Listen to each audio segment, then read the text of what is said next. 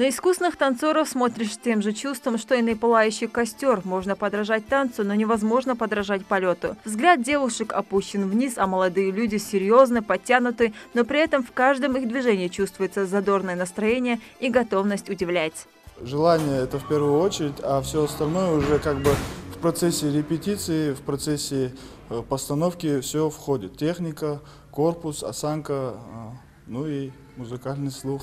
Огромному желанию заниматься любимым делом, упорству и выносливости танцоров можно позавидовать. Без этого невозможно было бы достичь таких успехов и встать наравне с выдающимися ансамблями России. Сегодня творческая группа своего рода – визитная карточка нашей республики, один из ведущих танцевальных коллективов Северного Кавказа. На сцене он воплощает старинные горские традиции и обычаи.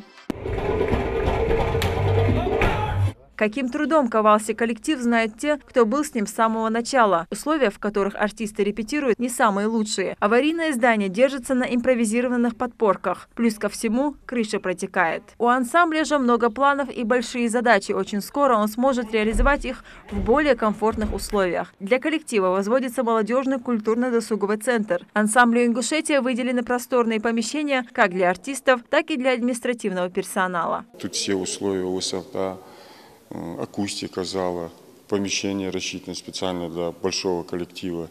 Зеркала, станки будут устанавливаться. Здесь будет покрываться балетный пол, специализированное специальное покрытие для пола. Здесь будет оркестр находиться. У национального ансамбля появится не только 2 просторных репетиционных зала, но и душевая, гримерная, а также швейная мастерская. Здесь будет женская половина находиться, мужская половина внизу будет находиться. В то время, когда ансамбль работает над постановочным процессом, 2 зала необходимо.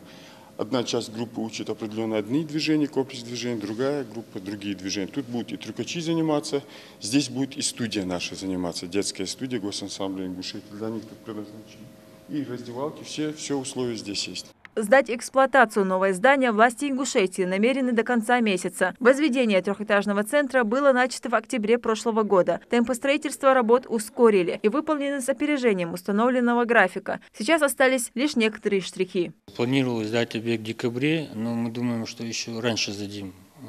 Единственное, у нас осталось завести сейчас инвентарь, мебель. В принципе, мы уже готовы. Наравне с залами здесь готовят и новую большую гардеробную. Это у нас будет костюмерный цех, долгожданный. У нас очень дорогие костюмы, дорогие инструменты находились в таком помещении, сырость, где они не должны находиться, где все портится. Вот тут в данное время вы увидите большое, хорошее помещение. У нас будут тут специальные вешалки на колесах, стеллажи будут, шкафчики будут индивидуальные для каждого исполнителя, и костюмы будут находиться в хорошем помещении.